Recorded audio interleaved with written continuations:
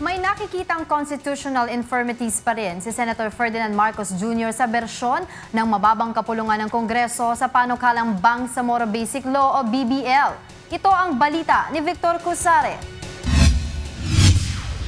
Nanindigan si Senator Ferdinand Marcos Jr. na labag pa rin sa saligang batas ang ilang probisyon sa House version ng proposed Bangsamoro Basic Law. Kabilang na ang pagkakaroon ng parliamentary form of government kapag binuo na ang Bangsamoro entity at ang paglikha ng panibagong autonomous region. The Constitution only mandates two autonomous regions to be created and organized by the first Congress.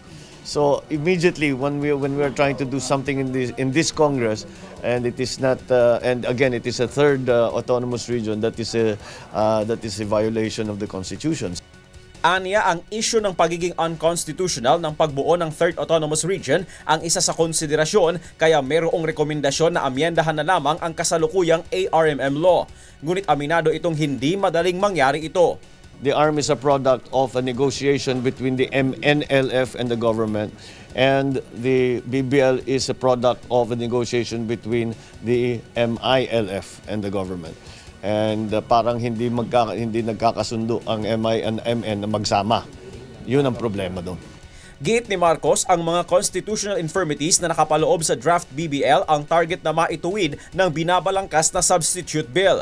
Subalit aminado ang mambabatas na sakaling lumusot at maging batas ang kanyang bersyon ng BBL, hindi pa rin ito ligtas sa legal challenge sa Korte Suprema. Palagay ko meron pa rin Dahil nga kagaya ng sabi ko, may mga question na hindi unanimous ang opinion ng iba't ibang constitutionalist, mga iba't ibang mga abogado.